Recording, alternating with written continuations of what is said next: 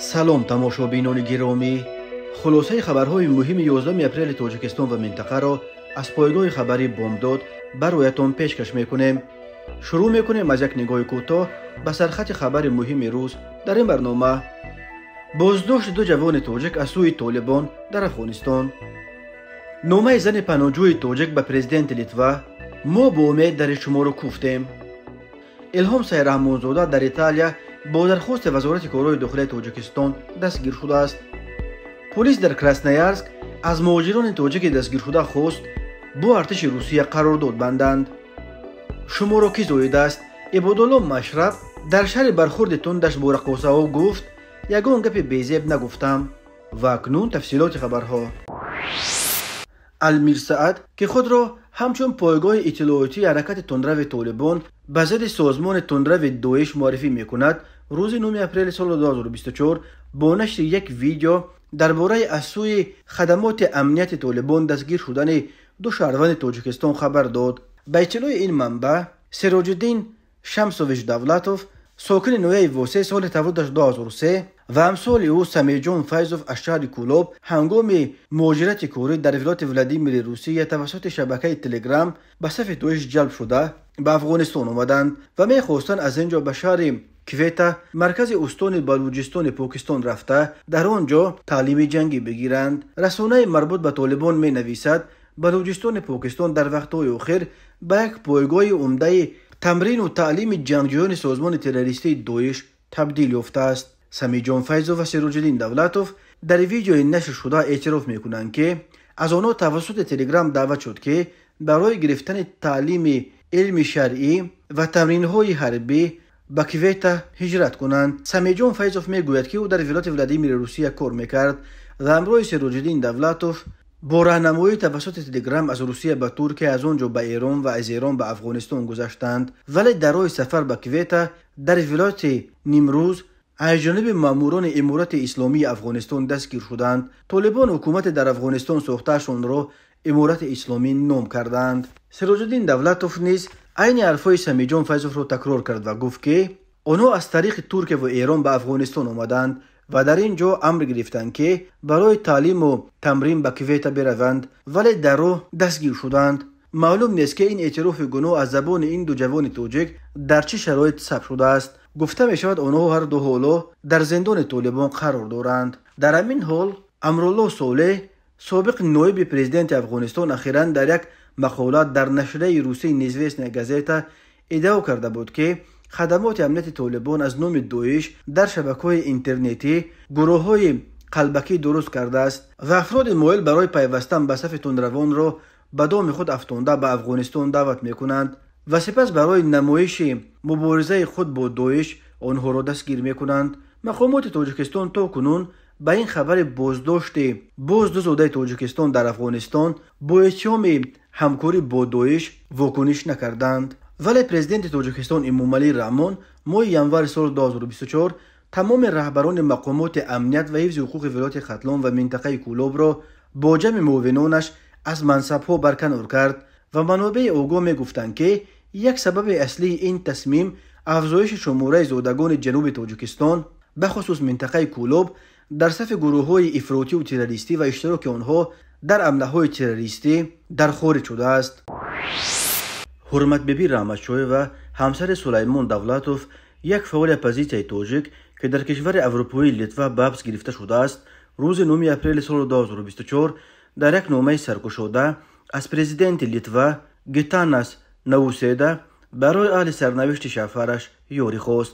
این زن مادر سه فرزند نوشته است که حبس ناگهانی شوهرش سانحه 5 اپریل سال 2024 با در نظر داشت نبودن یک عیبنامه مشخص و پشت درهای بسته گذاشتن مرافعه دادگاهی اهل خانواده دولتوف را در یک حالت تشویش و نگرانی و تا شوک و ناامیدی قرار داده است. پلیس شوهر مرا به تهدید به امنیت دولت لیتوا عیبدار میکند، ولی به ما نمیگویند که او چه کردار مشخص کرده است. یگان دلیل مشخص نشان نمیدهند و یگان عیبنامه مشخص نیز اعلان نمیکنند، نوشته است رحمتشاه. و به گفته او شوهرش سلیمان دولتوف برای عضویتش در حرکت اپوزیسیونی گروه 24 تحت تعقیب قرار گرفت و بعد سرگردانی‌های زیاد در جستجوی یک پناهگاه امن چنین پناهگاه را برای خود و اهل خانواده‌شان در لیتوا پیدا کردند. حرمت بیبی راماچویوا یادآور شده است که شوهرش در لیتوا تجارت خود را گشود و طربخانه‌اش در پایتخت لیتوا به یکی از مکان‌های پسندیده شهر ویلنیوس تبدیل یافت. او همین طور خاطررسانی کرده است که چگونه سلیمان دولتوف در دوره پاندمی کرونا ویروس به بیمارستان‌های ویلنیوس یاری می‌رساند. راماچویوا افزوده است اما بازداشت او بدون عیب‌نامه آشکارا نگرانی‌های جدی را درباره عدالت و شفافیت مرافع دادگاهی به بار می‌آورد. در پی خبرهای اخیر در مورد لغو مقام پناهندگی و اخراج او به تاجیکستان باید خاطررسانی کنیم که به حیات و سلامتی او خطر جدی به وجود می‌آید.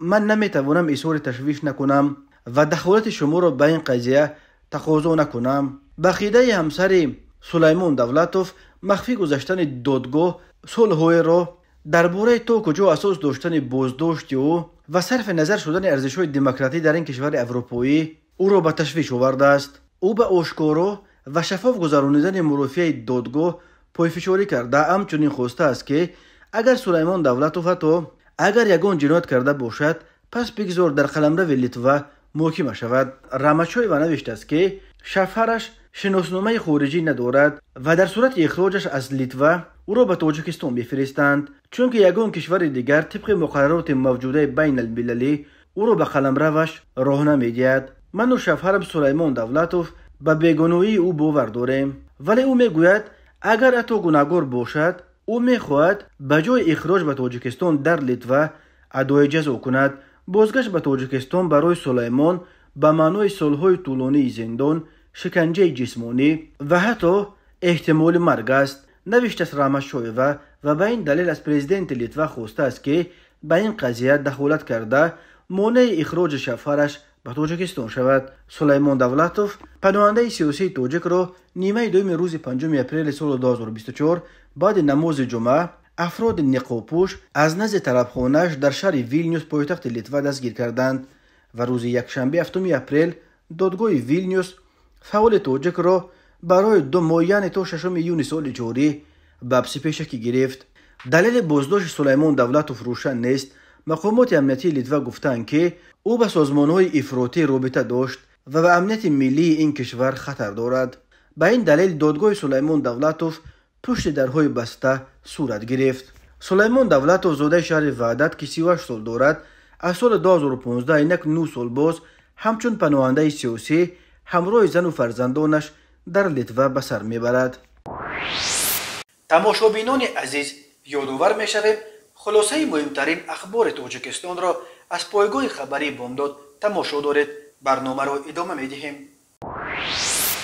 مرکز مطبوعات وزارت کارهای داخلی تاجیکستان شام 9 اپریل سال 2024 با نشر یک اظهارات علایده تصدیق کرد که شهروند تاجیک الهام سیرامونزاده از سال 2018 برای صادر نمودن جنایت‌های خصوصیت اکستریمیستی تروریستی داشته در جستجو قرار داشت و در شهر ریم پایتخت ایتالیا با درخواست مقامات دوشنبه و ضمن همکاری‌های مشترک جانب‌ها دستگیر شد.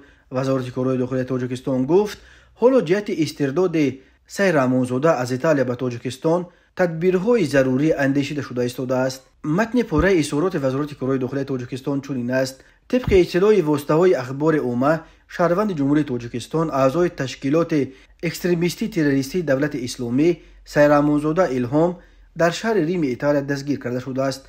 وابسته به اطلاع مذکور، مرکز مطبوعات وزارت کارهای داخلی تاجیکستان خبر می‌دهد که در حقیقت شهروند جمهوری تاجیکستان سیرامونزاده الهام سال تولدش 1992 ساکن نویه رودکی با درخواست وزارت کارهای داخلی جمهوری تاجیکستان در شهر ریم دولت ایتالیا دستگیر کرده شده است. نام برده از جانب اینترپول وزارت کارهای داخلی جمهوری تاجیکستان از ماه ایول سال 2018 برای صادر نمودن جنایت‌های خصوصیت اکستریمیستی تروریستی داشته در جستجوی رسمی قرار دارد.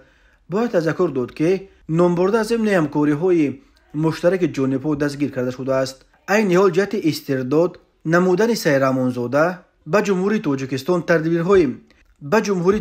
تدبیرهای ضروری اندیشیده شده ایستاده است. یادآور می‌شویم قبلا خبرگزاری‌های ایتالیا با تکیه به پلیس این کشور خبر دادند که صبح دوشنبه 8 اپریل سال 2024 در فرودگاه شهر ریم پایتخت ایتالیا یک شهروند تاجیکستان که با اتهام عضویت در سازمان تروریستی داعش تحت جستجو قرار داشت دستگیر کردند. وزیر کارهای داخلی ایتالیا ماتئو پیانتتوزی بازداشت شهروند تاجیکستان را نتیجه خیلی مهم کار موشکافانه پلیس نامید. رسانه‌های ایتالیا بعداً خبر دادند که نفر دستگیر شده الهام سیرامونزاده نام داشته قبلا با جرم قاچاق سلاح در اوکراین محکوم به زندان شده بود. او ماه ایول سال 2003 در بلژیک نیز بازداشت شده بود ولی خیلی زود آزادش کردند. در وقت‌های آخر این یگانه حالت با اتهام همکاری با داعش در کشورهای اروپا بعد از افتادن زادگان تاجیکستان نیست. ماه دکبر سال 2023 چند زاده تاجیکستان در استریا و آلمان با اتهام آمادگی به انجام حمله در روزهای عید مولود مسیح در کلیساهای وینا و کیل دستگیر شدند. تلگرام کانال روسی استراژنا نووستی خبر داد که در شهر کراسنویارسک کارمندان پلیس به مهاجران در جریان رید برای ویران کردن قاعده‌های مهاجرت دستگیر شده پیشنهاد کردند که با وزارت مدافع روسیه قرارداد بسته صاحب شهروندی روسیه شوند. 4 نفره را که این پیشنهاد را نپذیرفتند از روسیه اخراج کردند.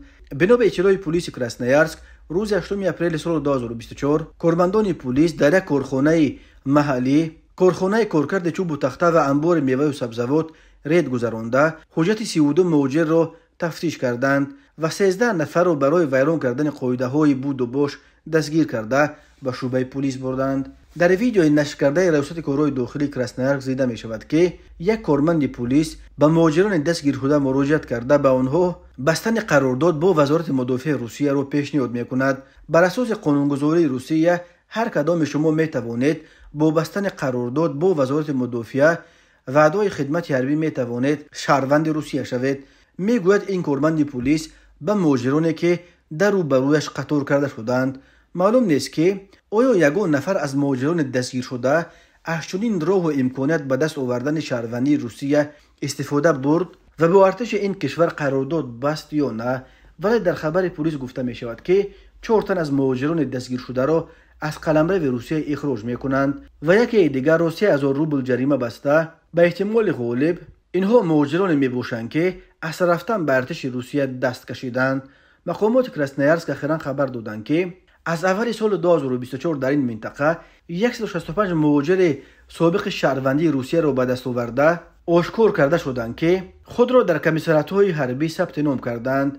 به ادعای مقامات بیش از 10 نفر آنها با خواهش خود با وزارت مدافع روسیه قرارداد بسته به ارتش رفتند. ارتش روسیه به سبب تلفات سنگین در جنگ اوکراین به نیروهای نو احتیاج سخت پیدا کرده است و تلاش دارد تا شماره هرچی بیشتر مهاجران صاحب شهروندی روسیه شده را به صف خود جلب کنند. همین طور مهاجرانی را که هنوز شهروندی روسیه را ندارند با وعده به آسانی گرفتن شهروندی تشویق میکنند که با وزارت مدافع روسیه قرارداد بندند. اکثر این سربازان قراردادی را به جنگ ضد اوکراین میبرند. خورشید همراقلو و رهبر مرکز فرهنگی تاجیکان مسکو روز 4 اپریل سال 2024 در یک نشست بخشیده به همکاری‌های روسیه و تاجیکستان گفت که در حال حاضر تقریباً 700 زاده تاجیکستان در اوکراین در صف ارتش روسیه می جنگند. در مطبوعات تا امروز درباره در جنگ اوکراین به هلاکت رسیدن تقریباً 100 زاده تاجیکستان از جمله بیش از 30 تن از محبوسان تاجیک زندان‌های روسیه گزارش‌ها نشر شدند. به استثنای 1 یا 2 نفر باقی همه این تاجیک‌ها در اوکراین کشته شده از طرف روسیه می جنگیدند. عبادالله مشرف هنرپیشه خلقی تاجیکستان و کارگردان اکثر چاره‌بینی‌های دولتی در صحبت با آزیا پلیوس در شرح نوار برخورد تندش با رقاصه‌ها که در شبکه‌های اجتماعی پهن گردید و واکنش‌های زیاد و اکثرا منفی را به بار آورد گفت یگان گپ بی‌زیب نگفتم و باید سختگیر باشم. مسئولین این انسامبل‌های رقصی میگویند شکایت ندارند. معاون یکم وزارت فرهنگ گفت با کارگردان درباره شیوه برخوردش صحبت میکنند. سخن از نواری است که روز 8 اپریل سال 2024 در شبکه‌های اجتماعی پهن شد و در آن نفر گروه دختران در صحنه ایستاده را برای دیر کردن به مشق کنسرتی شام دوستی تاجیکستان و ترکمنستان با یک لحن تند سرزنش کرد و از واژه‌های تند و درشت استفاده میکند. مسلمانن یا که شما را کی زایده گه دمی دنیا من نمیدونم کی زایده همی خلی دختری به معنی پدر لعنته کی زایده ای کاش کی نمیزایدم شما را دمی دنیا پیدا نمیشدیم صدقه آدم شبه میلاینم ساعت 9:30 شد 9 باید من سر میکردم برای دیتا محمد علی باز پشت. مؤلف نوار گفته است که این نفر عبادالله مشرب کارگردان و هنرپیشه خلقی تاجیکستان است. نشر این نوار میان کاربران شبکه‌های اجتماعی اندیشه‌های گوناگون را به میان آورده و آنها این کار کارگردان را شدیداً انتقاد کردند. عبادالله مشرب روز 9 اپریل به از پلوس تصدیق کرد که این سخنان اوست. او گفت من یگان گپ بیزیب نگفتم، این مسئله کاری من است و باید سختگیر باشم. اگر همین کار رو نکنم آنها باز دیر میکنند و کار پیش نمیرفت. رقاصه خودشان ما رو نغز میفهمند. شرح داد عبادالله مشرب. عابد نظریان معاون اول وزیر فرهنگ تاجیکستان در تماس تلفنی گفته است که از رخ دادن چنین حادثه خبر ندارند ولی در این باره با کارگردان صحبت میکنند. مسئولین انسامبل های رقصی پیرومان این برخورد عبادالله مشربوف حرف مشخص نمیگویند و شکایت هم ندارند. زیبا امینزاده رهبر انسامبل رقصی زیبا در تماس تلفنی به از پلوس گفت که رقاصه های این انسامبل در آن تمرین اشتراک داشتند ولی در این رابطه برابریت حرفی نزدند. سبب دیر اومدن چندین رقاصه بود ولی کارگردان همه را سرزنش کردند زیرا دسته کامل نبود و مشق را گذرانیدن نمیشد.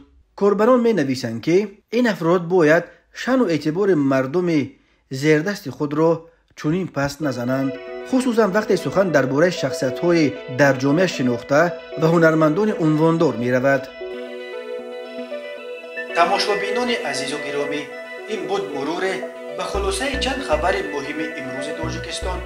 خبر و گزارش‌های بیشتر از تاجیکستان و درباره تاجیکستان و اطراف آن را در سامانه پایگاه خبری بامداد در این نشانه پیگیری نمایید: www.bomdad.com. خوش باشید.